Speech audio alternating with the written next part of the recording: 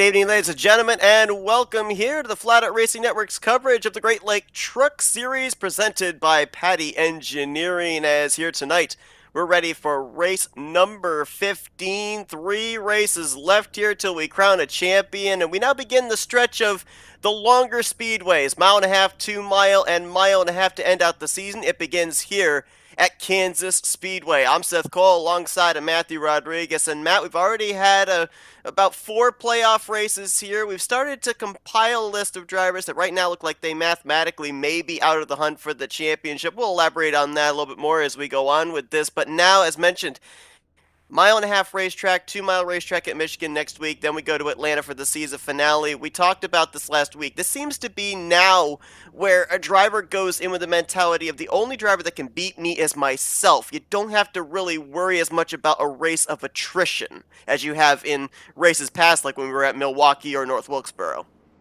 Those things where we're kind of on the home stretch. You've got Kansas. Kansas is fun. Not gonna lie. Michigan's gonna be even more fun. And then we take the week off for July 4th, and then we go to our season finale. I mean, these are all really generally high bank tracks that are mostly full throttle. That you really got to focus on tire saving, staying out of wrecks, and just putting yourself in the right situation.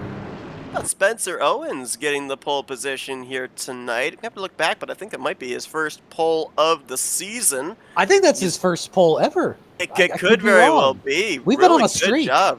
We've been on the streak of new pole winners. We have.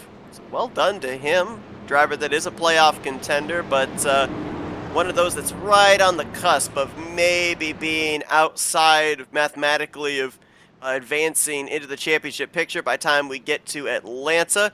Got a couple of other playoff drivers starting pretty high up here. Jackson Sims in 4th. Matt Durr, who had a great comeback run last week at North Wilkesboro, going to be starting up there inside of the top 5, but they're all going to be chasing the E95 E Motorsports drivers here as they hold the top 3 positions in the playoffs. Green flag is in the air, and we're underway here at Kansas. Matt Durr did not get going on that restart. Neither did Zach Henry. He said this track a lot of fun. You mentioned it last week. Very multi-group oriented racetrack here. So how long till we see drivers try and venture up to that middle line and maybe even up against the wall? Well, it's always that fine line of how much do we really want to push this early in the race, because you got to think we're tire saving still. Since this is mostly a full throttle track, or at least you're going to be lifting just a little bit. You've got to think about tires here. The same thing week in and week out. We've got to conserve tires. Drivers there on that inside line going down to the apron, which is legal at the mile-and-a-half racetrack. Scrubs off about 2 3/10, I think, off of your lap. I don't know. At least with how some of these I'm seeing these trucks really low to the racetrack. I'm used to later in the race with old tires, kind of when you dip down to that flat bottom off the banking, even on the front straightaway. It's just enough where it almost bottoms out and settles the car. I would not be surprised to see a car go around with that. Nathan Jump lost the second spot at the start of the front row to Zach Henry, our winner from the Milwaukee Mile. They opened up the playoffs, jumped back on the attack here, though, for that second position. And behind them, Hunter Brittle just took the 4th spot away from Jackson Sims. Hunter Brittle, 2 races this season where he has had finishes outside of the top 20, I think even outside of the top 25. DNFs at, I believe Talladega was the first one, and last week at North Wilkesboro was another one. This is a driver coming into this race 80 points back that more than likely is out of championship contention. And a big reason why we're going to be saying certain drivers mathematically are going to be out of contention is they could have good runs. They could have top 5s for the remainder of the final 3 races, which is great. But there's no guarantee that drivers that have done well here during the playoffs, like Elliott Henderson, Michael Sensi, Austin Mort, that they're going to have bad days. So you're constantly in chase mode if you put yourself this far back. Yeah, realistically, it's one of those too little too late of, well, I mean, if we didn't have that wreck at Milwaukee, if we didn't have that bad run at Dega, and then Homestead happened, and North Wilkes happened.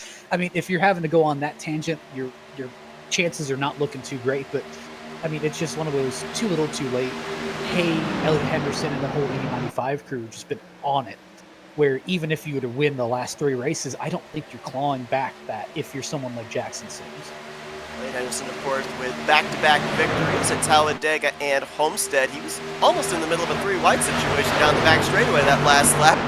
Jackson Sims was to his outside. Eric Kemp was to his inside. Kemp backing out of it, tucking back in line around the 9th position. We got another battle going on further back there. It's like Matt Durr, mentioned him not getting going on the restart, dropped all the way back outside the top 10, now trying to work his way back forward on the inside of the 91 of Austin Moore, inside the top 3 in the point standings. Now, I mentioned about the fact that there's a list of drivers that we know, at least at this point in time, are not going to be in the championship picture, but there's a couple of drivers that are question mark drivers. And one of them is Shane Nicewander in the 49. Shane comes into this race 52 points out of the points lead. I think that still he would have a shot if he can have some consistent runs. Maybe he needs a checkered flag between now and Atlanta, but again, same scenario. He needs the 37, the 92, the 91 to all have at least one bad race, either here or next week at Michigan. Realistically, I think all that Shane really needs to focus on right now, don't focus on all this time. Don't focus on Henderson, don't focus on Sensi Moore. Really just run your own race. If you really want to focus on anything, just make sure you finish ahead of them, or at least you're finishing around them. You do need to claw back some ground, but you're still within that striking distance where it's not too late. And honestly, you just cannot afford, if you're someone in Nicewander's position, you can't afford something like another wreck. All your playoff drivers you see on the scoring pylon highlighted in blue, all 10 drivers that began the playoffs at Milwaukee. All right, you stressed tires and the drop of the green. I'm already looking, and we're running about 0.4 of a second off the laps we ran at the beginning of this race. Is that just because the field has spread out? There's not as much draft to be had in terms of lap times, or are these tires already wearing 9 laps in?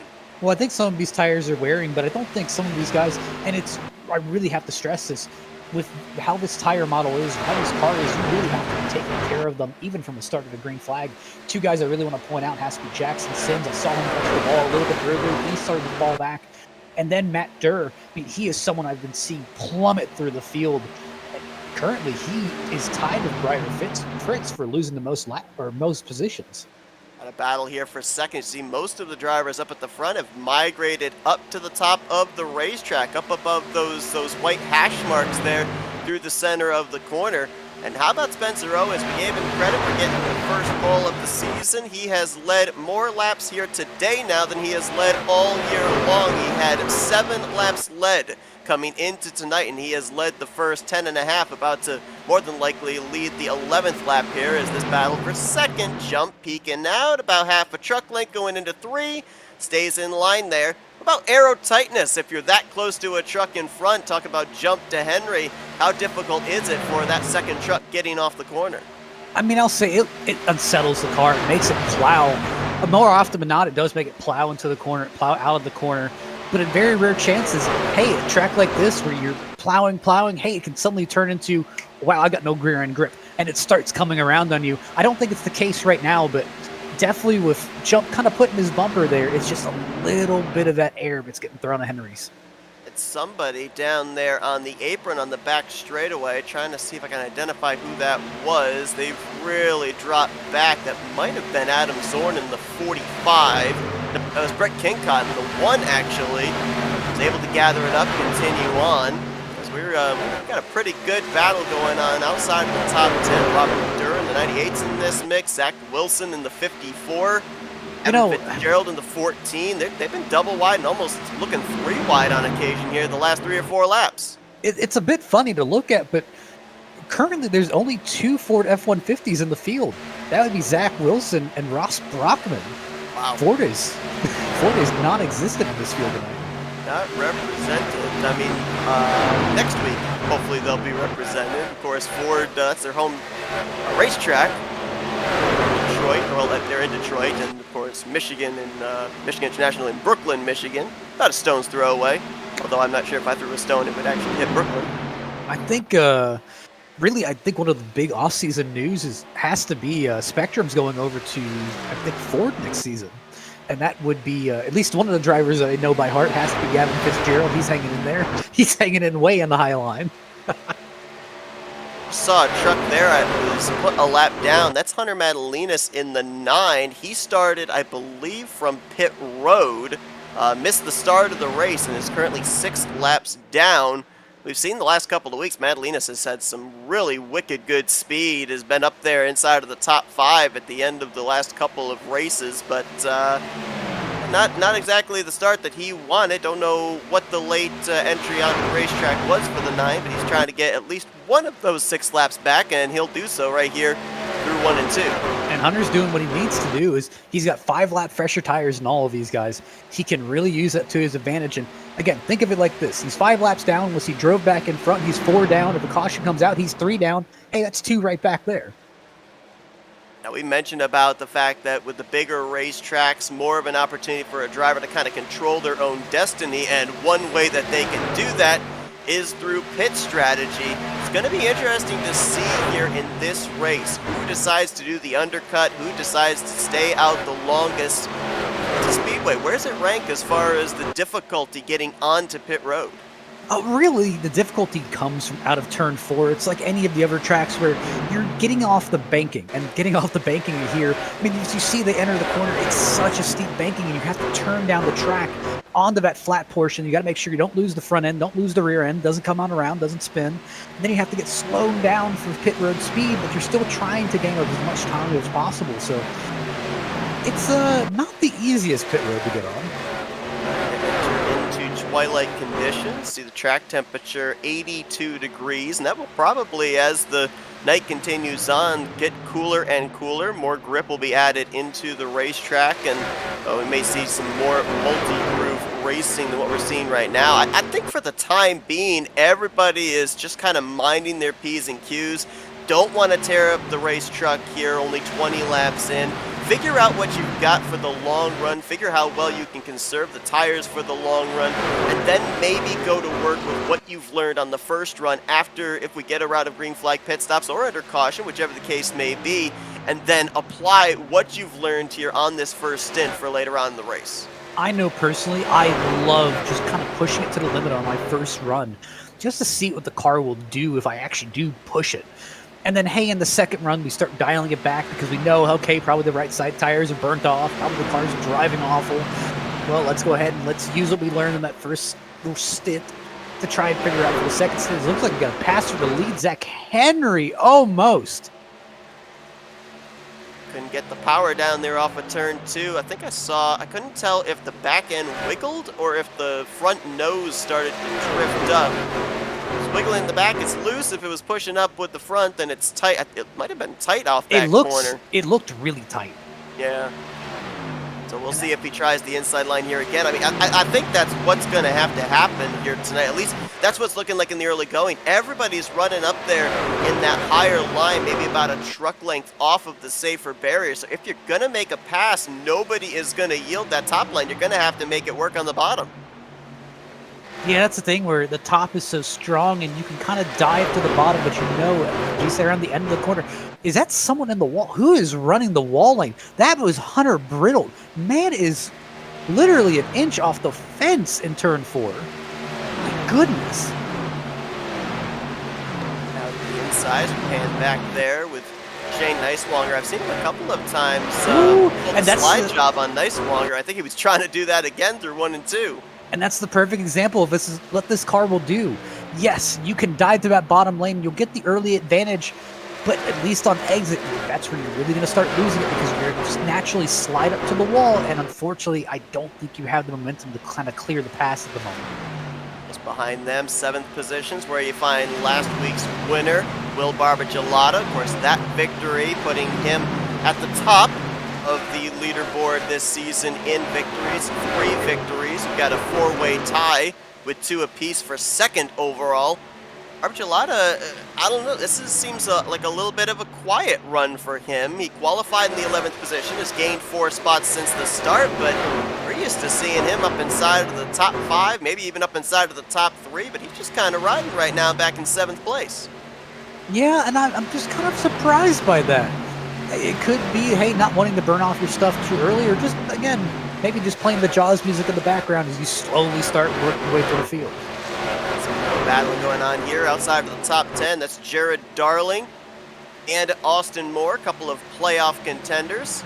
different areas of the playoff standings. Austin Moore right now up in the third position. Jared Darling right now in 6th. But Darling coming off a great run at North Wilkes last week where he gained 3 spots in the standings, moved from 9th up to 6th and is 61 points out. So, like I said, a driver could hit a hot streak right now and gain back a lot of the points they lost in the first 3 or 4 playoff races. Darling could be one of those drivers. Absolutely, and it's kind of surprising to say that, at least for how the season, or at least how the playoffs started, at least. Yeah. I'd say that Spinning was... out, 3 or 4 times at the Milwaukee Mile, got caught up in at least, I think it was 2 wrecks at Talladega. It did not start out the way he wanted at all. His battle for the lead is back on. Henry putting the heat on Spencer Owens. I'm keeping an eye here on drivers that are working their way through the field on the long run, because that might be something to kind of squirrel away for later on in this race. Elliott Henderson and Will Barbagelata, they have each gained 4 spots since the start, but Jeff Johnson started all the way back in 25th. He's about to crack into the top 15, has gained 9 spots, so that's a driver that we might want to keep an eye on that has been able to have a very good long run truck here in the early stages. My goodness. You know I'm always a big sucker to see Jeff Johnson run well. I absolutely love seeing him run well. And he's gotten more of a handle on these trucks as the season went on, and he's been looking more and more competitive. I think the next few weeks are really going to play into his hands, at least with a lot of the high banking tracks, a lot of the full throttle tracks. That kind of plays into his wheelhouse. You can see he started 25th, currently in the 16th position, trying to get Nathan by Jump is down. Oh, we got a problem. No, we don't. Actually, we got pit stops. I just noticed Nathan, Jump and Sims really falling down the telemetry. That's because they've hit pit road at 28. So, are they short pitting, or are we looking maybe around 30 laps that drivers can make it on a tank of fuel, or at least as far as their tires are letting them go? We'll have to wait and see how this thing cycles out. Sims didn't seem like he planned to come down. He looks like he saw Nathan jump, and he just slammed on the brakes to join him. We got more on pit road. Shane Neiswanger, I think, just dove onto pit lane, and he's got a host of others with him. That's Hunter Brittle. I see Matt Durr, Eric Kemp, Gavin Fitzgerald, and I'm trying to make out who that other car is. Oh, that's Will Barbagelata in the 27 as well. Honestly, I love the call by Nathan Jump and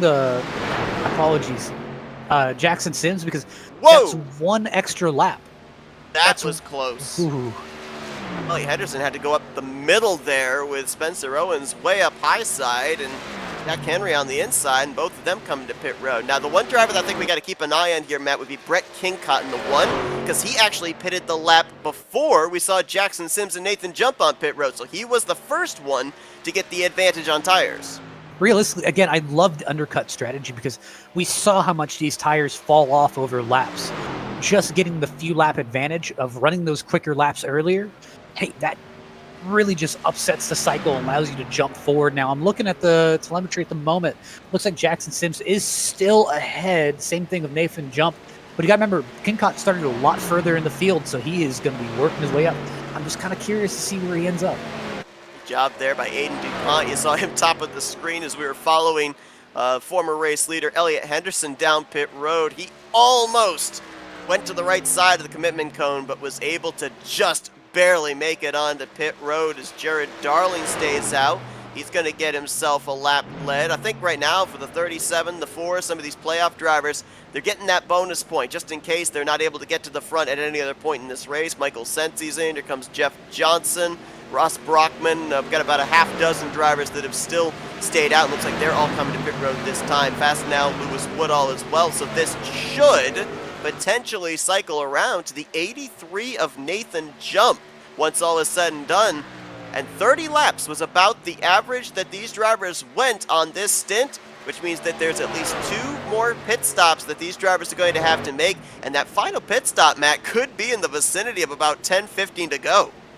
Yeah, and that's what I'm really wondering is, when do you finally say enough is enough? It's always the fine line of, hey, when lap times start falling off, you're going to want those new tires so it evens out for the end of the race, but you don't want to be kind of caught, napping if, hey, you come down real quick and a caution comes out. It's that risk versus reward. let me throw out a scenario for you. Obviously, I know it's early on to be speculating, but let's just say that this thing continues to trend green. You come to pit road on lap number 60. You maybe then come to pit road, maybe lap 80. Don't wait until lap 90. Take on the final set of tires then and there with 20 laps to go. Maybe be able to undercut the drivers yet again, since I don't think you'd have to necessarily. Yeah, I think that even if you ended up coming down pit road on lap 90, you still have to sit there to get 4 tires. You wouldn't exactly lose much in terms of time, depending on whichever time you decide to come to pit road 10 laps apart. Honestly, I'm a little bit more in the boat of just if I can one-stop it, I want to one-stop it. So if maybe it's going to be tough. You're going to have to come down regardless, but it's the matter of would it be more beneficial to stop, take 4, or even take right sides only and go, or just take the splash of fuel on lap 90 to make it to the end. Very interesting to see what type of strategy these drivers have, and obviously I think they've even got a strategy in mind at this point in time. They probably got a number in their head of when they're going to make this second pit stop, and be interesting to see when they would potentially have to make that third and final pit stop, unless, to your point, they're able to maybe save enough to do it on one stop from this point on. Nathan jumped to the lead. He's got 1.7 seconds back to Zach Henry. And pit road definitely played its part, because we ended up having Will Barbagelata gain 4 spots on pit road, but on the flip side, Spencer Owens lost the race lead. Elliott Henderson dropped all the way back to the 7th position. Look, my boy Brent. Yes, exactly. I was just going to mention, I mean, I think when the pit stops began, I think he was like 13th or 14th. He's up inside the top 10 now in the 8th position. The first one onto pit road. That strategy really worked out for him. Like I said, as we're going to see in these upcoming weeks, as we start getting to these more full throttle tracks where it's more tire dependent, that undercut's going to become more and more important. What I want you to remember, however, is again, those 1 or 2 lap difference, that can easily throw a wrench in the fuel strategy. That can easily, again, you'll notice that these tires are going to start falling off earlier. And that 1 lap difference makes all the world. On this gaggle of trucks here, 3rd place on back, Barbagelata, Owens, Brittle, Henderson, and Jackson Sims. Everybody trying different lines, kind of a go where they ain't mentality going into the corner. 3 wide down the back straightaway there with Sims, Brittle, and Henderson. And Owens drives it deep here on Barbagelata. Barb wasn't giving him any room. He drove him all the way down to the line. Spencer Owens at the pole position, led the opening run of this race. That 23's got a lot of confidence in it, sent it in, it's stuck, but to your point, Barbagelata trying to get dirty air to the nose, trying to get him tight to the center of the corner, not making it easy on the Bama Buggy Silverado. Well, I said you got to remember where Owens is coming from. Owens is pretty much out of his championship unless something amazing happens. And hey, I'm willing to take some risks. And Sims in the fence again. Yep, brushed it there. Going to lose some momentum. Don't think that's really going to hurt the truck very much, but it will lose him some track position. And I want to go back to a point you just made, because we've talked about drivers that are not battling for the championship. We've seen Barbagelata, Zach Henry, Nathan Jump. These are drivers that are just out trophy hunting. They're not in the playoffs, which makes them very dangerous if it comes down to late race restarts in terms of how aggressive they're going to be, because they got nothing to lose. What about some of those drivers? You just mentioned about Spencer Owens, Hunter Brittle, Ashton Lawson, drivers that are down at the very bottom of the playoffs. They've got to be entered into that category as well of somewhat dangerous for the drivers that are up near the top of the playoffs, because they're in the nothing to lose mentality. There's nowhere to go but up. Absolutely. You got to think about this a little bit as we see Barbagelata. Finally, Owens gets around. But you got to think of what Barb is thinking here, because I don't know if Barb is happy. Little bump draft there down the back straightaway. But you got to think of what Barb is thinking of. Hey, Nathan Jump is really an affiliated teammate. They race for the same Spectrum Racing owners, just under a different team banner. So, I mean, you got to think, hey, I'd rather hold up these 2 championship cars that we know are fast and basically allow them to go one-on-one with Zach Henry, because another one of these cars catches Zach Henry, they link back up, they start driving on by. Hey, they're going to catch Nathan pretty quick. It was 5 starts that Zach Henry made before he found victory lane at the playoff opener at the Milwaukee Mile. He's had 4 finishes inside of the top 5 in the 8 starts he's made, including that race victory, and he is rapidly cutting into Nathan Jump's lead. When the cycle of pit stops was completed, Nathan had a 1.5, I think it was actually 1.7 seconds back to Zach Henry. It is now 0.4 of a second, and look at the lap time difference, 0.3 of a second faster that time for the Undercurrents Toyota Tundra. I can tell you, I'm watching this battle with Elliott Henderson and Barb. I can tell Elliott's getting frustrated, but I can feel that frustration out of him. Because, hey, you have the speed on the bottom, you send it in the corner, you see a little bit of a gap, and by the end of the corner, there just isn't any room. You guys pull side by side, and you fall back again. Looks like Elliott's finally going to get it done this time, but I'd say it burns up a lot of tire doing that.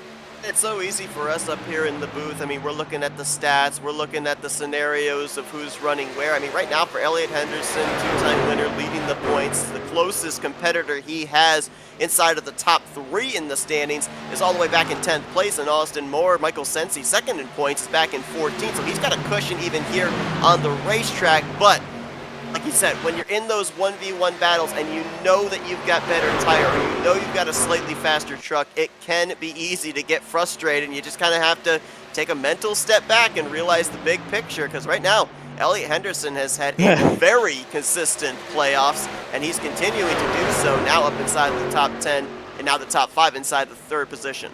And I'll openly state, I've used that against drivers before of, hey, I'm not in this championship fight. You've got a lot more to lose than I will. Right. I'm going to run you all the way down to the bottom of the track, and we'll see if you back off, because I'm prepared to take both of us out. And we almost had that scenario back here in this battle for 7th. A little contact was made down the front straightaway, front bumper to back bumper. Jared Darling making the pass on Jackson Sims, and there is Hunter Madalinas making his way up into this battle. Madalinas still 6 laps down.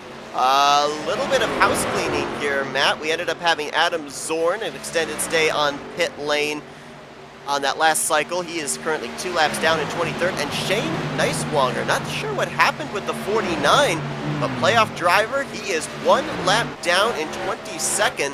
You know what that looks like to me? That looks like a speeding penalty. Oh boy. That looks like a 45-second hold. That Hey. is not good, because the way things are trending right now, you may not get a caution to be able to get back in the lead lap. He is the only truck 1 lap down right now, would be in the lucky dog position if we were to get a yellow, but oh boy, that Whoa, look at that's Nathan jump! on that top side there, along with inside Zach Henry. This is for the lead, and look Oh, at he's how going to clear quickly- him. Look how quickly Elliott Henderson's able to reel them in because of the side-by-side battling. And again, this is the 1 lap. This is the 1 lap difference. Actually, really 2 lap difference here. 2-lap advantage to the 12 of Zach Henry, who now is going to take the middle line, doesn't go all the way down to the bottom. I think he'll right up there on the wall. I think he'll get him in 1 because Jump wants to go further down, but Henry's holding him up the track. That's really what's letting Henderson catch him. It's about to be a 3-man fight. As you said, here comes Elliott Henderson. He was able to cut right down the angle. Oh, I don't think you're clearing him. You're not clearing him. Not quite. Jump Maybe back next there lap. again on this top side. This is great racing for the top position. Again, 2 drivers with nothing to lose. For Nathan Jump, though, he's looking for his first win of the season. Henry's already got 1, looking for his 2nd. Yeah, and really what Henry's doing is he's pushing him up the track so they can't use that bottom lane. But look at how much that's helping Henderson. I know that there's going to be some temptation for Henderson, seeing them side by side, to try and maybe take it 3 wide and get the race lead. But again, you got a big picture race. Wait till this settles out. Figure out where they're going to be positioned. Ooh, Henry going to clear himself across the nose of Henderson. And that's the Now problem. we're stacked up all nose to tail going into 3. Henry's realized what he's done. He's basically just brought those 2 back, and Henderson's got backup on the way. He's got another car. Spencer Owens is going to be closing in. I believe that the lap truck of, there he is, yep, the 9 of Hunter Madalinas is starting to close in as well. And Will Barbagelata looking to go back-to-back here and get his 4th win on the season. Look at Hunter. Hunter's on rails. My Hunter goodness. Madalinas, I believe, has about 10 lap fresher tires than the drivers up ahead of him, and he's putting them to good use. Now here's my question. Do you think Hunter's going to pull up in front of Nathan, slow him down a little bit? Well, we'll see here. He's definitely got the traction to be able to get around. Let's see if he is going to tuck up in front of the 83 or if he'll start pulling away. This puts him back to 5 laps down again. Should mention he missed the start. And, well, he'll pull up, but he's got already 3 truck lengths between himself and the 83 down the back straightaway. I think the draft will mess with him a little bit going in 3, but I think he's gone. He's set sail. Oh boy, Matt, here we go. We've got some pit stops going on here. So it looks like drivers decided to make that second pit stop, at least a few of them, 20 laps into this run. Brent Kingcutt and Spencer Owens diving onto pit lane. Here comes Eric Kemp, Jackson Sims also diving onto pit road this time by. So some drivers coming in about 10 laps earlier than projected. We may see another handful stay out until lap 60. I will admit, I would love to see some of these guys run out their stint right now and maybe at lap 80, right at that cusp where you can just take just enough fuel to make it, take 2 tires. Really just run the bare minimum of fuel, take 2 tires and go and hope that's enough, because I'd love to see the wear on those tires, but I'm betting the right size are really what's hurting this car right now.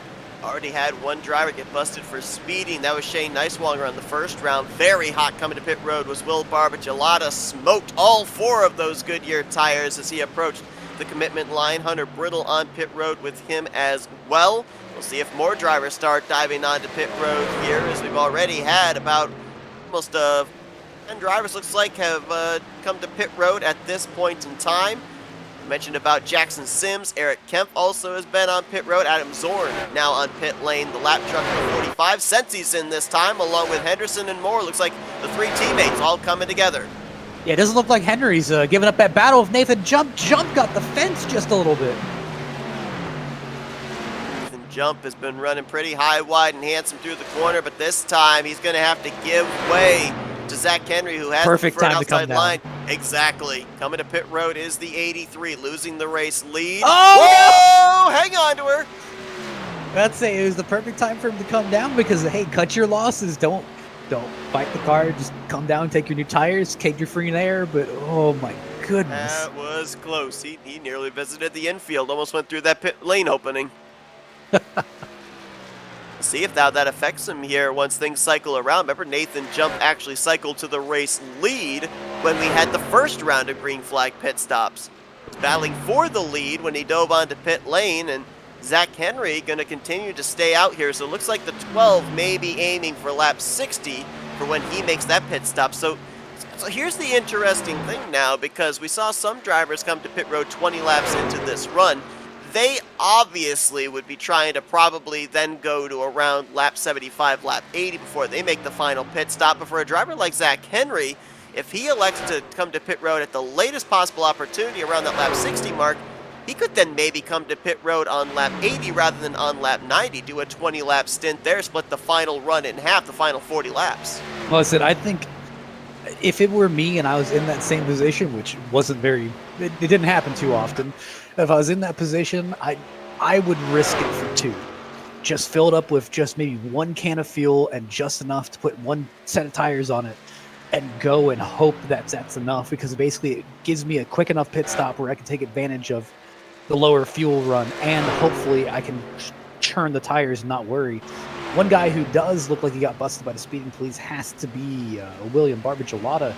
Had a hold on entry, so he is currently 2 laps down. I was kind of worried about that when I saw him, and oh boy, another one has been hit. Michael Sensi, that's another playoff contender. So 2 drivers with the playoff blue banners have been busted for speeding here in the first half of this race. And it was huge for Neiswanger. That's going to be even bigger for Sensi. I mean, he was one of those guys who were trying to chase down Henderson. That's a nail in the coffin for him. That is indeed. Neiswanger was 4th in points. Sensi was 2nd in points coming into tonight, as Jared Darling's going to inherit the race lead. I've actually been keeping an eye here as well. Spencer Owens just got his lap back, but he would have been in the lucky dog position prior to Henry diving onto pit lane. He was able to jump Elliott Henderson again on strategy, the pole sitter. He is 11th, Henderson currently in 12th, and there's about 3 seconds difference between the 2. Granted, though, 23 was on pit road 3 laps sooner than the 37. Yeah. I'm entertained to see how this last pit stop's going to go. Yes. I can see there's going to be some different strategies here. Johnson's going to stay out. I think Yep, he is going to lead that lap. It was going to be close. Jared Darling was approaching the start-finish line on pit road, but Johnson able to get that lap led. Also waiting on Zach Wilson. And then I believe the race lead should cycle over to the 23 of Spencer Owens, who's having a career night. Pole sitter, led the opening run of this, and has been consistently up inside of the top 5 all night long. Spencer coming into this race only had one other top 5 this season. 7 top 10s that got him into the playoffs, but that other top 5 was all the way back in March at Auto Club, and we're going to the sister track next week at Michigan. So if you really want to see how that one lap affected the difference between Nathan Jump and Elliot Henderson, they are side by side right now. Henderson was all the way back 3rd in line, and now he is battling right alongside of him. That just shows you how strong that undercut is. It's also interesting, you look at Zach Henry. He was one of the later ones to hit pit road. He's behind Jump, Henderson, Oh Riddle, my Owens, goodness. Sims, Moore, Kemp. He's all the way back in 13th. I think once everything cycles around, the former race leader is going to be back in 8th position. Yeah, Nathan Jump and Elliot Henderson now had a right hook. My goodness. Battle on the lead lap for the 7th position. Neither driver given an inch here. I mean, again, Elliot has a lot more to lose here. If I was Nathan, I'd be taking advantage of that. Riddle back there, high, wide, and handsome, trying to close up, make it a 3-man fight for that 6th position, and then got a lap truck in between him and 9th place Jackson Sims. I believe that's Robin Durr. Right now is in the free pass position in the 98. That is currently there. Oh, contact right there on the front straightaway between Jump and Elliot Henderson. We're going to keep our cameras on this because this may not be over. Yeah, I don't think they're the biggest fans here at the moment. And it's just part of the fact of, again, Nathan he wants to go win this race. He doesn't have anything to lose like Elliot does, but Elliot, he's getting a bit tired of this. Right up to the back bumper there going into turn 3. And I think somebody needs to tell Elliot Henderson that the 92 has been hit on pit road for speed and is currently several laps down, because he's got a nice little live points gap right at the moment going into Michigan. You don't want to throw that away here with less than 40 to go.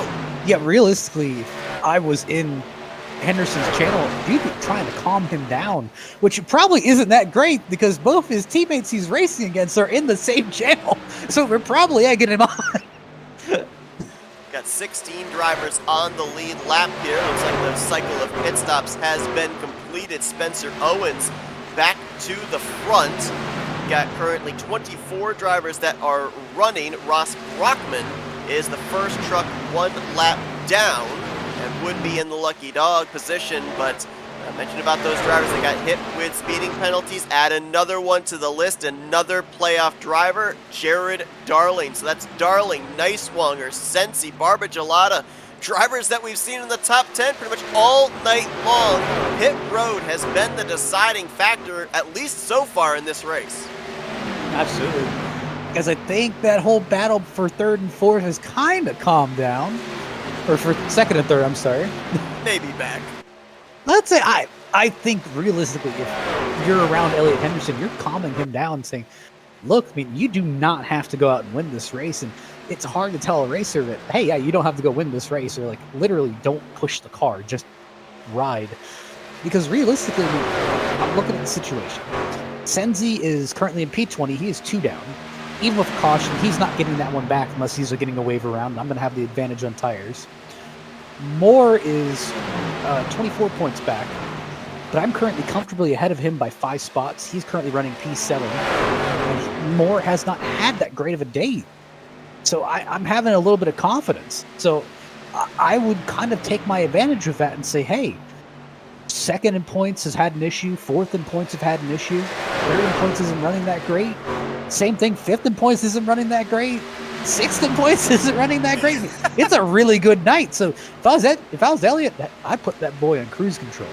I agree with you 100%. As Nathan Jump makes the pass on Spencer Owens, here's Henderson looking for the race lead.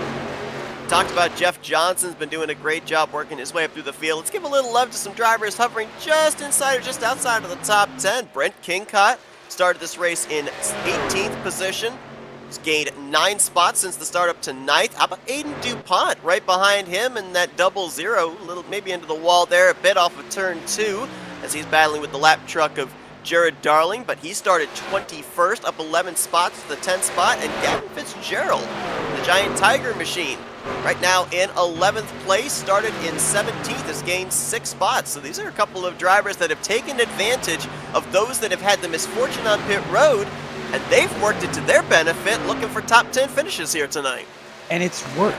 And it really has worked. And same thing, I think Nathan Jump has played the strategy to perfection.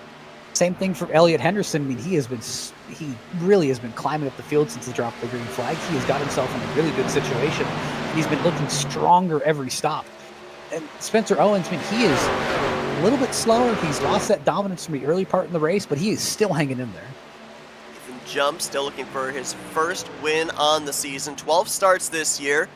He's had a total of, just lost his name, there he is, 3 finishes inside of the top 5, 5 finishes inside of the top 10. His best finish this season, 3rd place, which he's done twice at Phoenix and last week at North Wilkesboro. So looking still for that first checkered flag this year.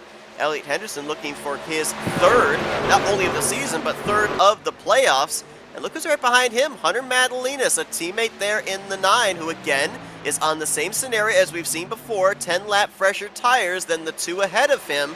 He could get up there and mix things up with the 83, give Elliot Henderson another shot at maybe getting this race lead. Well, that's it. I don't know if Madalinas would do that. That's it. I wouldn't put it out of the question. I mean, again, his teammates helping teammates, but that's it. I don't know. I think what he may try and do is end up hanging behind Henderson, trying to push him forward. And then as soon as Henderson gets up to him, I'm probably going to drive by him. We saw Zach Henry stay out quite a bit longer than some of these other drivers. He cycled around 8th position. His pit stop, that second stint of pit stops, was complete.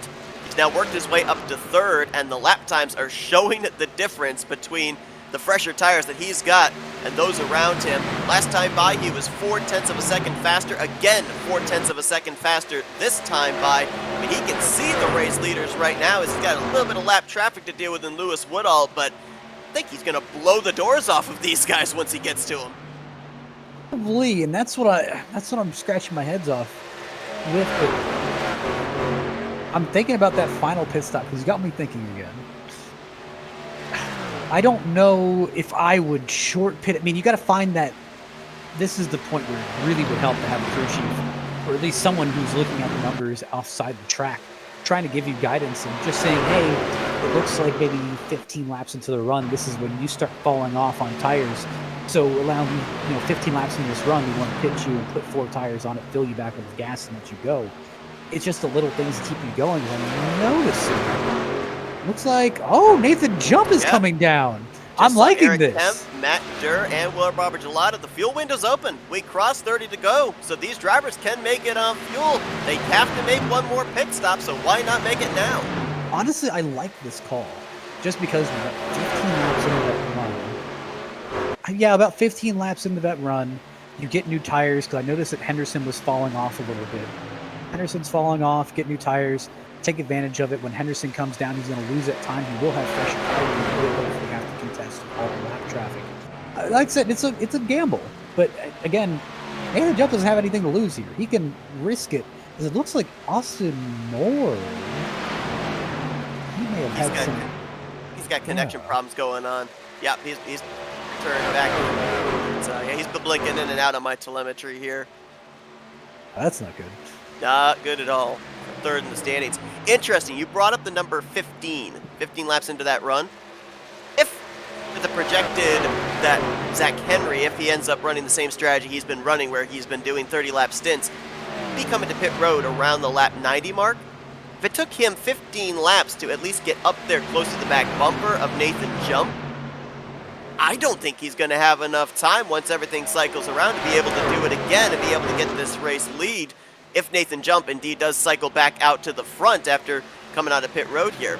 It's going to be really interesting to see. I think if you're Zach Henry, gotta come to pit road, what, around 15 to go to give yourself enough time to be able to reel the 83 back in. If you go the furthest you can go, I don't think you're gonna have enough laps.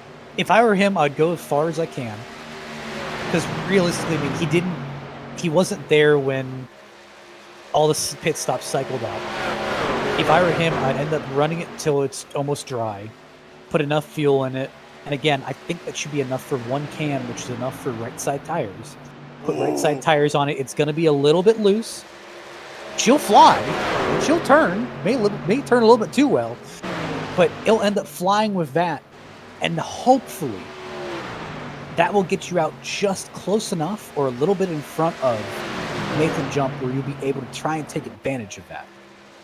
Well, you've already been to victory lane. You're not running for the championship. Could that be a strategy Zach Henry would be willing to try and play out? Is having to deal with some trucks here. That's Ross Brockman in the 52 on the inside, who I believe is, yes, getting his lap back, making him the last truck on the lead lap. Henry coming down now! Oh! Well, that actually looked pretty impressive. That was. He got it pointed the right direction towards pit lane entry. One of those things.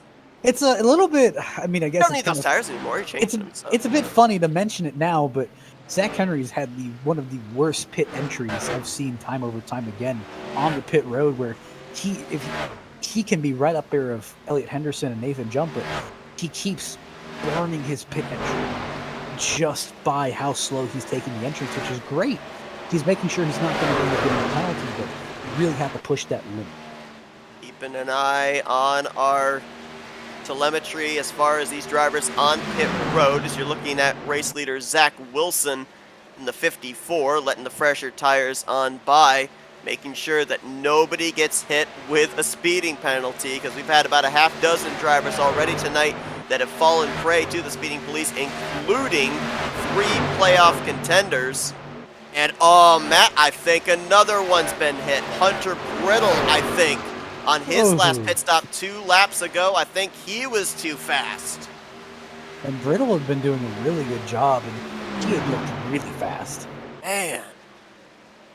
Taking no prisoners tonight. That is the 4th playoff contender that has been hit with a speeding penalty. And you said it, once you end up falling 2 laps down, it's almost your race over, because you'd have to follow the scenario of more than likely a wave around and then a lucky dog, and there's just not enough laps now for something like that to be able to come to fruition.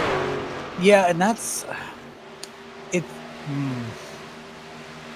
Now I don't see. I'm always in that boat of, listen, even if it's not in the ideal situation, keep running, maybe able to gain 1 or 2 spots here. But I mean, Brittle's 9th in the championship points. I mean, that those 1 or 2 spots aren't going to matter that much to him. So, like I said, I completely understand if he parked it. Looking at Nathan Jump in the 83. He's now up to 2nd. We're waiting on Zach Wilson to dive onto pit road, and it should put the 83 back out in front.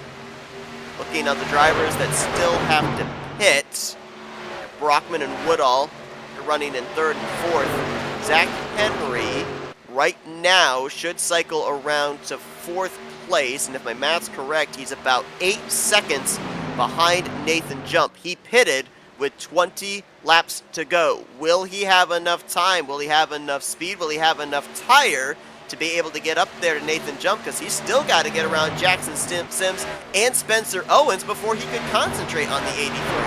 You know, I'm looking at Zach Wilson here, and I think Zach Wilson's going to try my strat. I think he's going to run it all the way to 90 and throw right side tires on it. Right up against that wall, having to give way to the faster, fresher tires behind him. He's got about 6 more laps before he would have to absolutely come to pit road. I believe he is one of the drivers that has each one of these runs stretched it to 28, 30 laps on a run. So to your point, realistically, might be able to do that. I mean, Zach Wilson started this race from 13th. He's been running most of the event around the 15th, 16th, 17th position, so might be able to get a net gain here in the final finishing results. I mean, I won't mince words. Zach Wilson is waiting on a caution. Unfortunately, doesn't look like that caution has come. He's ended up coming on down now. I think he's going to, I can't tell whether he's going to throw on 4 or he's going to throw on 2. I'd understand if you fill it up with half and put 2 on it. because it'll get you out earlier, it'll let you jump, but I don't know how stable it's going to be. Nathan Jump taking the race lead. Brockman going to stay out an extra lap. We're going to follow this pit stop with the 54, see if he's going to go maybe with just the 2-tire strategy. That's Rod Fast now, leaving pit road. No, 4 tires. 4 tires. Oh. I mean, I guess, again, 15 laps, you don't have to hold back at all. I mean, I don't understand it. Nathan Jump having to deal with Hunter Madalinas. Rudolph's in the wall.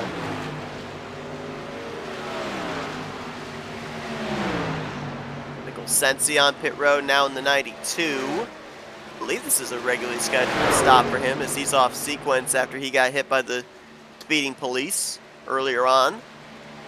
Nathan Jump wants nothing to do with Hunter Madalinas, lets him right on by. We saw the 27 of Will Barbagelata still sitting on pit road. He is now 25 laps down. He'll be finishing 24th place here tonight, so that was actually a position that Madalinas was able to pick up in this race. He also picked up a spot on Breyer Fritz, who brought it to pit road and then to the garage area about 40 laps into tonight's event. So, tough break there as he is currently the only scored DNF is Fritz. This thing Henderson 13 to go. I think he's in ride mode. I would not be trying to race my way up there because he's in a really good spot. 13 laps to go. Watch the top left there, that scoring pile on. Watch the interval from Jump, back to Owens, back to Henry. 1 lap difference between Jump and Owens on their tires, but 5 laps difference back to Zach Henry. As you can see, we are now sub 4 seconds between the 83 and the 12. 12 laps to go, 11 this time by. Did Zach Henry leave himself enough time to be able to at least get up there and battle with Nathan Jump for this victory?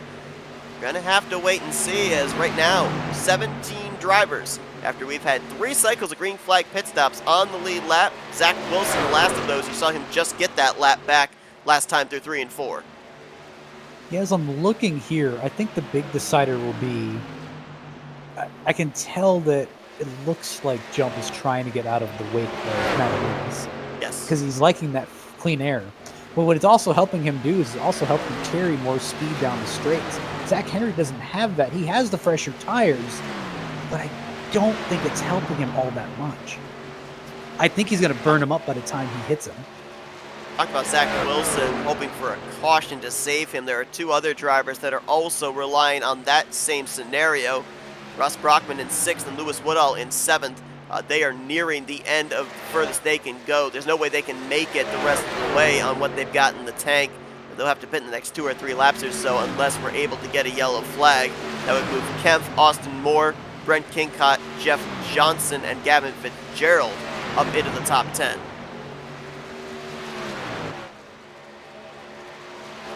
One driver, Matt, went with your strat. Right side tires only for Jeff Johnson in the 82. Oh.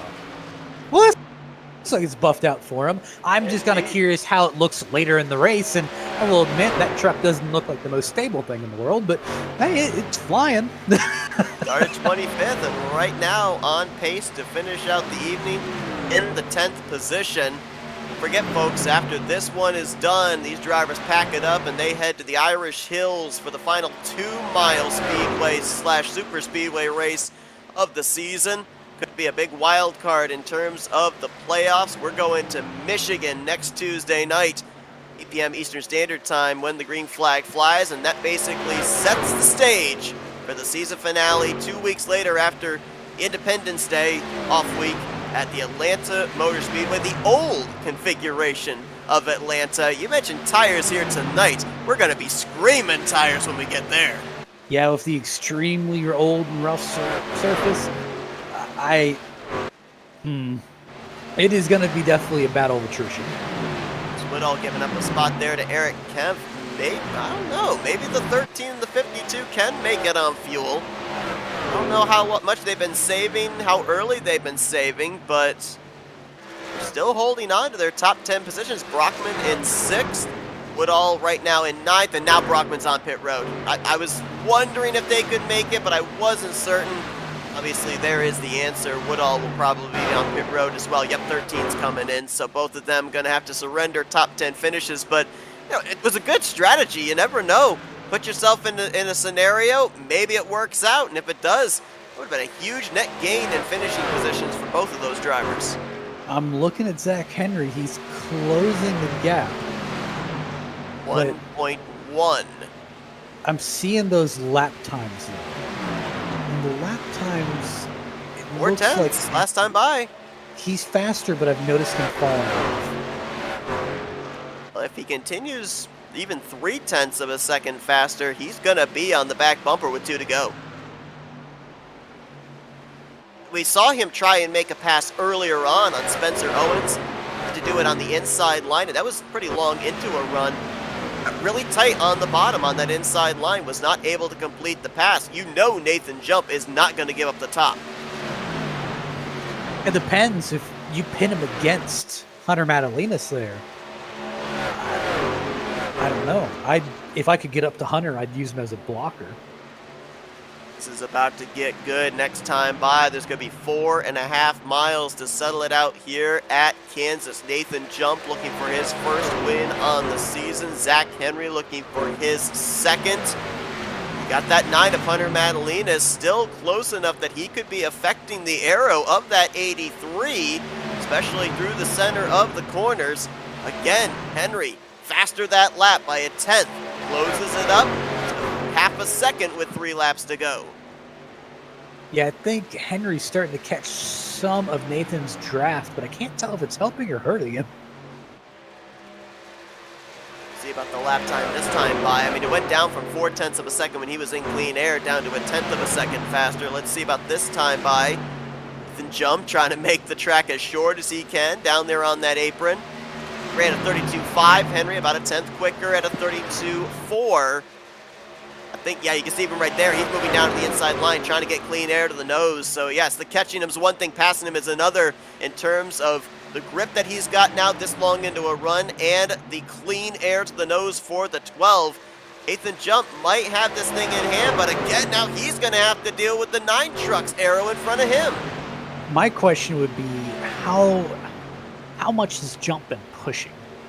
Has he really been trying to push and get to the 9, or has the 9 been just kind of riding with him? Because I noticed the big difference that I'm kind of seeing here is Jump has more left in the tank, where the tires are just maybe a little bit more cool.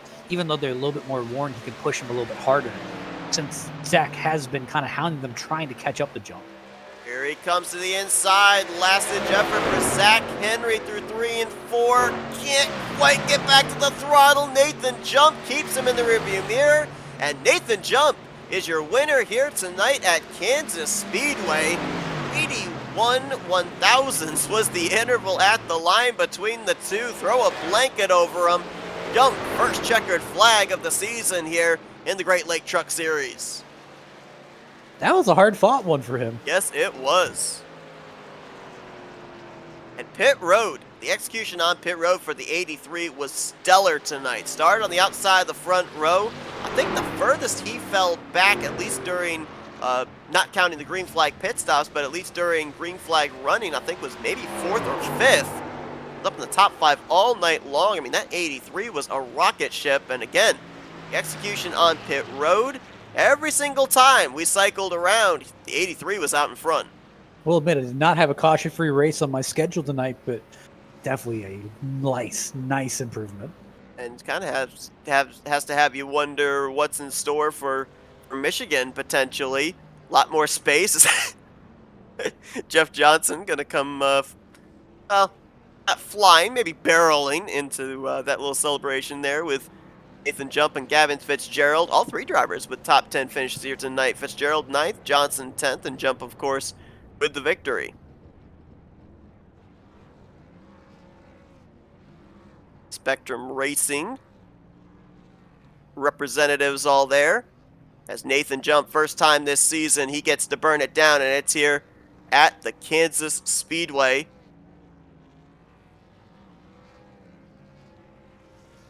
Nathan Jump 15th in overall standings. He was one of a number of drivers that was right there within striking distance mathematically of advancing into the playoffs, but came up just short. Kind of leaves you with the what if scenario. We talked about it last week with Will Barbagelata, 4 victories on the season, but wasn't able to point his way up into the top 10 by the end of the regular season.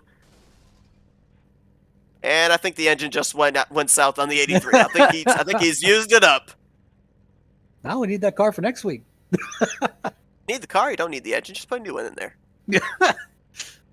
Let's take a look at the final finishing results from tonight's event. Caution free for this 100 lapper. And there you see the drivers that had the execution not only on the racetrack but on pit road to net these good results. Henry in second, Elliott Henderson, another good points night. A lot of drivers behind him in the playoff standings having struggles tonight, so that cushion is going to increase heading into Michigan next week. Spencer Owens, great run for him here tonight after he got the pole position, top 5 run in 4th. And Jackson Sims seemed to be a mainstay up inside of the top 5, if not top 10, the entire of the evening. He's going to bring it home with the 5th position.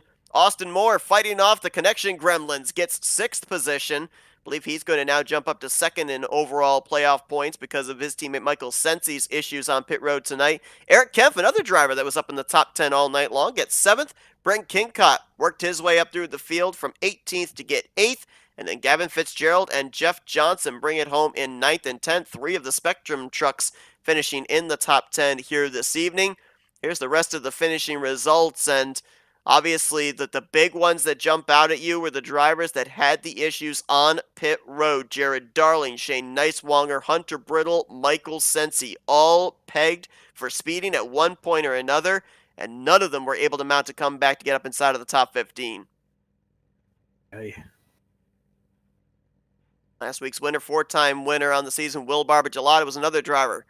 Got hit with a speeding penalty and finished in the 24th position, 39 laps down. Breyer Fritz, I believe, was the only driver who did not reach the conclusion of the race in 25th. Well, let's see if we can get a word with our podium finishers here tonight. Jump, Henry, and Henderson, after what went down at the Kansas Speedway. And let's kick things off with the guy that brings us home in the 3rd position. Let's dial up playoff points leader, Elliott Henderson. Elliott, Matthew and Seth up here in the FRM booth. You got us? What's up, boys? Well, a hard-fought race for you here tonight. A long one, green flag from start to finish. Not only battling on the racetrack, but having to battle in terms of strategy on pit road. Bring it home here on the podium position. A lot of drivers behind you in the playoffs having some struggles. So how important was it to have this finish here tonight with Michigan and Atlanta looming on the horizon? Well, how confident we are at Atlanta. I think to have the buffer going into Michigan is obviously really big. So yeah, obviously that's the thing every week. I'm not racing Zach or Nathan. I'm racing everybody that has a blue banner on. So, that was our change in strategy, and I kind of wish we didn't differentiate too far, and I wish I would have pulled something close to what Jump had, because I feel like I had his pace, similar pace. But it is what it is. Zach had a lot of long run pace, and it showed at the end when basically he only pitted a lap after me, drove around me, and drove away. So I think we ended up where we would have, regardless of what we tried to do. But our big thing was just making sure that we stayed up on our strategy and beat everybody behind us, like Brittle, Spencer, Shane, and all those other guys. Well, Elliot, I go digging for my headlines. You and Jump, really maybe around lap 60, 70, maybe 50. I could be wrong. You guys had a little bit of contact. I mean, when you think about it, he's really got nothing to lose here. You've got more to lose. Does that really change how you race certain guys in the field? No, I'm obviously as competitive as I'm going to be. I pinched Brittle in a corner too.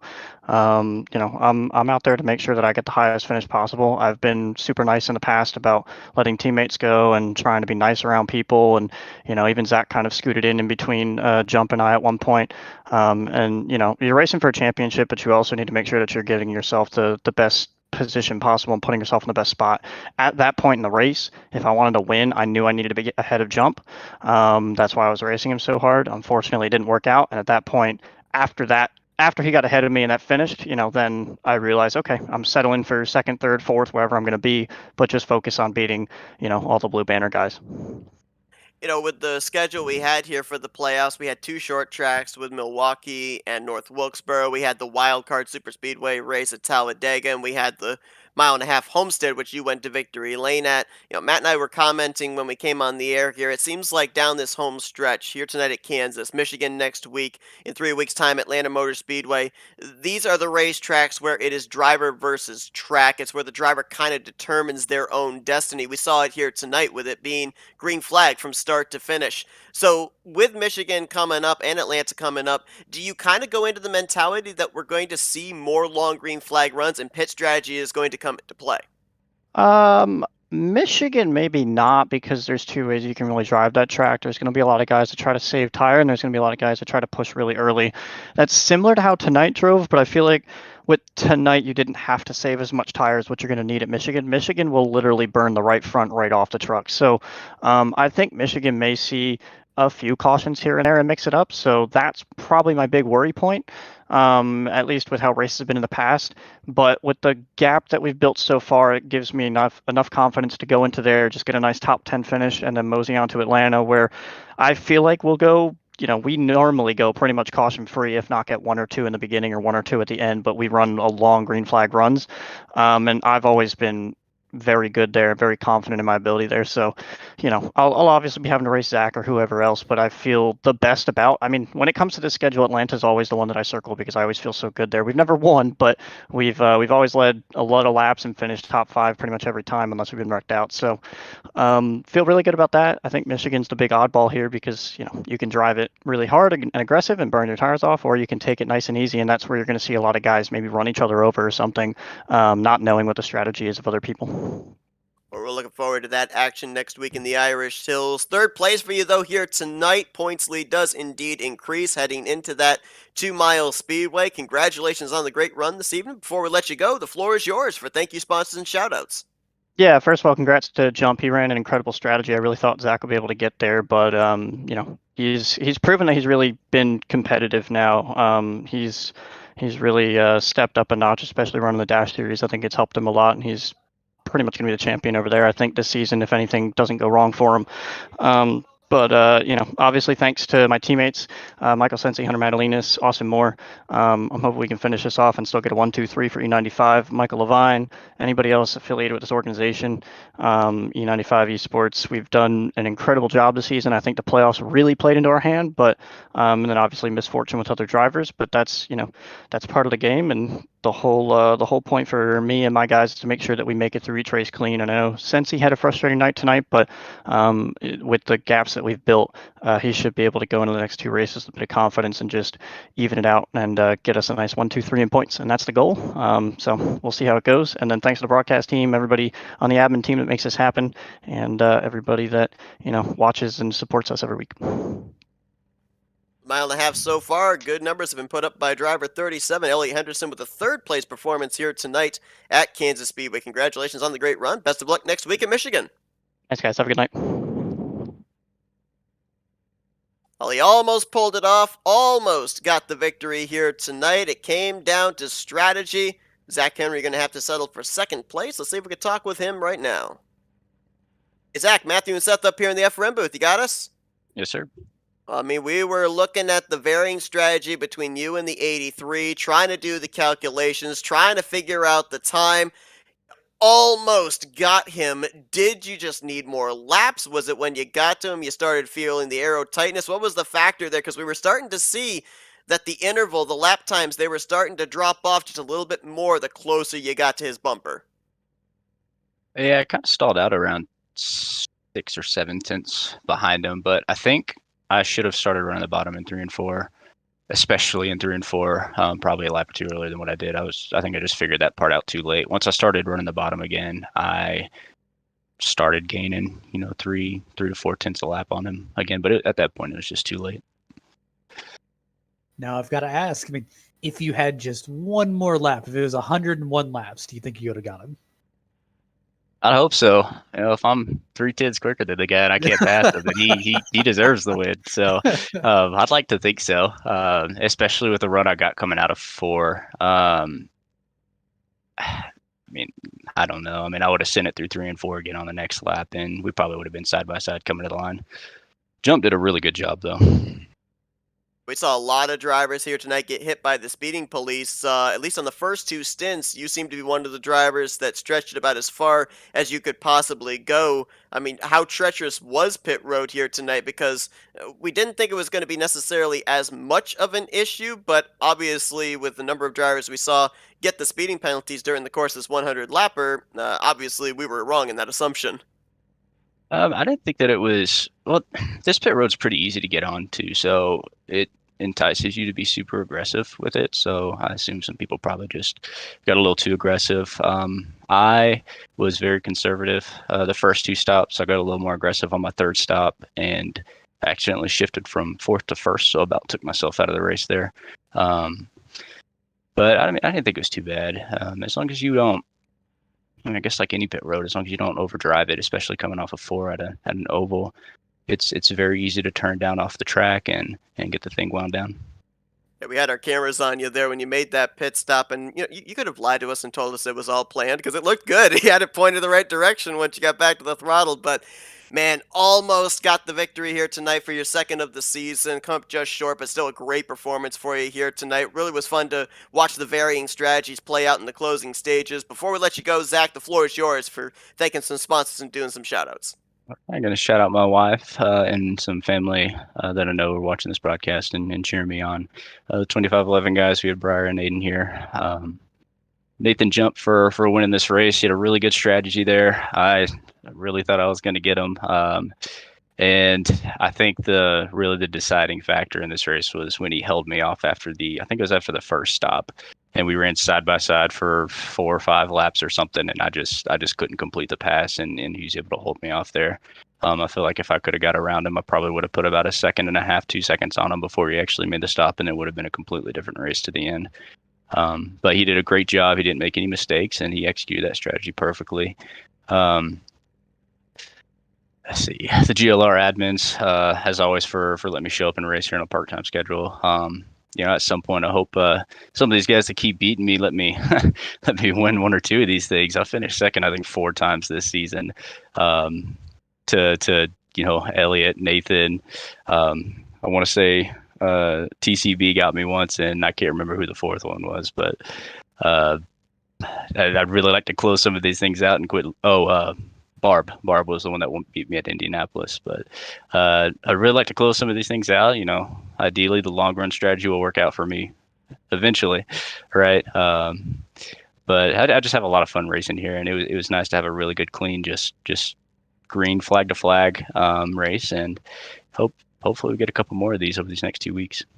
Absolutely. Well, a great run tonight for Zach Henry. Brings it home 2nd place here at the Kansas Speedway. Congratulations once again. Best of luck next week at Michigan. Thank you.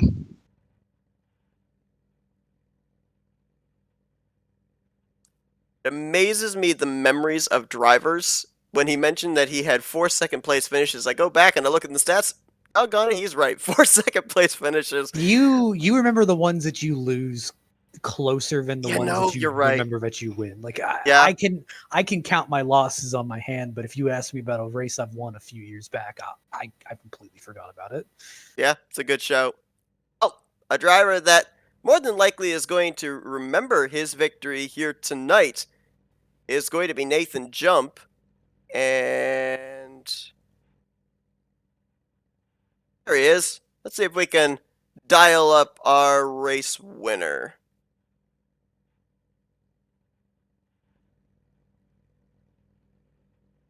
Hey Nathan, it's Matthew and Seth up here in the FRM booth. You got us? Yeah, what's going on, guys? Oh man, a hard-fought victory here tonight for you. Pit road execution, absolutely on point. I think every time we cycled the pit stops around, this 83 was out and in the wind. You had to hold off a late race charge there by the 12 of Zach Henry, but how good does it feel to finally break into victory lane here tonight? Because you've been close in the last couple of weeks. Yeah, it feels pretty good, especially outrunning Zach and Elliott like that. They're the two best in this league, I think. That's a good confidence booster. And yeah, pit road, I was slamming it in there as hard as I could. I got lucky once, kind of came in a little sideways, but we're all good. So I've asked Elliot the same question. I'll go ahead and now ask you a question. With I saw how you raced Elliot. Obviously, there is a little bit of contact. I've got to ask, does it change how you race a guy if you see him in the playoffs? Nah. I was feeling pretty good tonight, and I think I could have got the win. And obviously, I came out with it. But knowing that I was pretty fast tonight, I just had to go for it. Like I haven't gotten a win in the Truck Series since season 6, so I just had to go for it. And with the new damage model, you can rub up on people a little bit. And me and Elliot are close. We know what's going on, so I think it was all good between us. Now, a driver never knows if a race is going to go green from start to finish. They have to plan out strategy in case there ends up being, maybe a strangely timed caution. But here tonight, we ended up running the entirety of this race without seeing a yellow flag displayed. Did you have any type of strategy scenario in your head once we went green for something like that? Or did you kind of have to make up the strategy as we went along and got closer towards the midway portion, obviously towards the end of the race, for that second and third final pit stop? I definitely kind of made it up on the fly because my strategy at the beginning of the race was try to go as hard as I could because I was expecting a caution. Obviously, that didn't pan out, but I think I learned something tonight just pushing it so hard. It kind of worked out in that way. I thought I'd fall off a bit more on my tires, but pushing it hard and doing that undercut every single time put me out front, so it felt pretty good. You get that first checkered flag on the season. We still got 2 more stops before the season comes to a close. Michigan next week, and then in 3 weeks' time, the season finale at Atlanta. So you talk about confidence. What about the confidence of putting this 83 back in victory lane before the final checkered flag of the season? Oh yeah, I'm gonna try for that. I'm gonna try for that for sure. Like I said, I think I learned some things tonight. And big respect to these guys, Elliot and Zach. I had to run pretty much the most perfect race of my life tonight, and they seem to do that every single week. So that takes a pretty good amount of skill. So shout out to them for that. Had 2 third-place finishes as your best finish on the year coming into tonight. You finally get that checkered flag here at Kansas. Congratulations on the victory, Nathan. Before we get back to your celebrating, though, we're going to hand the mic over to you for some victory lane thank you, sponsors, and shoutouts. Yeah, thanks guys. I appreciate the broadcast. Shout out Jeff Johnson for the top 10. Shout out Ryan, Amir, and Matt for watching the broadcast. Shout out Spectrum, and shout out my girlfriend. Nathan Jump, first checkered flag of the season here at Kansas Speedway for driver 83. Congratulations, go enjoy it, and best of luck next week when we get ready to go racing at Michigan. All right, thanks guys. So Nathan Jump becomes yet the latest winner here in the Great Lake Truck Series presented by Patti Engineering, and an early one for us here tonight. All 100 laps, completely green flag. The interesting thing was we were talking an awful lot about Atlanta and the tire conservation is going to have to take place there. We heard from Elliot Henderson. We can definitely expect to have a tire conservation type race next week at Michigan as well. Absolutely, and that's what kind of has my mind going a little bit, just wondering. Tires are going to be definitely important, but Michigan hits me more like a super speedway, at least in the trucks. So do you consider Michigan maybe still kind of a wild card race? Because I know we were talking about, Wilkesboro, Milwaukee with being the close short track racing, Talladega obviously being a super speedway with the big one looming around every corner. Is Michigan a cut and dry race for these playoff contenders, or do you still consider that maybe as the final wild card of the playoffs? I could see that being a wild card race almost. I don't know how to put it. I think with a new damage model, it's just going to be a little bit more super speedway-esque, in my opinion. It's going to be interesting to see how it plays out. Elliot Henderson continues to grow his cushion. It was 18 points over Michael Sensi coming into tonight. It is now 28 points over the new second place driver, Austin Moore. Sensi drops back to third, 39 points out. And Jackson Sims, 60 points out, even though he moves up to the fourth position. Time is running out for a lot of those drivers that are not up inside of the top three, and Henderson has been absolutely consistent since we took the green flag to start the playoffs here this season. Well, folks, we hope you enjoyed our coverage here tonight. From Kansas, Nathan Jump gets his first career win here this season. Congratulations to him, and these drivers now will get ready to prepare for the final 2-mile racetrack on the season, as we'll be at Michigan next Tuesday night, green flag gonna fly at 8 p.m. Eastern Standard Time. Matt, a great one here tonight. A lot of fun to watch the strategy play out. Appreciate you joining me up in the booth. That was a blast. Thanks to everybody that enjoyed our coverage here tonight. We'll see you next Tuesday night as we continue on Great Lake Truck Series presented by Patti Engineering. For Matthew Rodriguez, I'm Seth Cole. We'll see you guys next week at Michigan as you've been watching another broadcast courtesy of FRN, Flatout Racing Network. This broadcast is the copyrighted work of Flatout Racing Network and may not be rebroadcast, retranslated, or used in any form without the express written consent of Flatout Racing Network and iRacing.com Motorsports Simulations. Flatout Racing Network would like to thank you for your support, and we hope you enjoyed tonight's broadcast.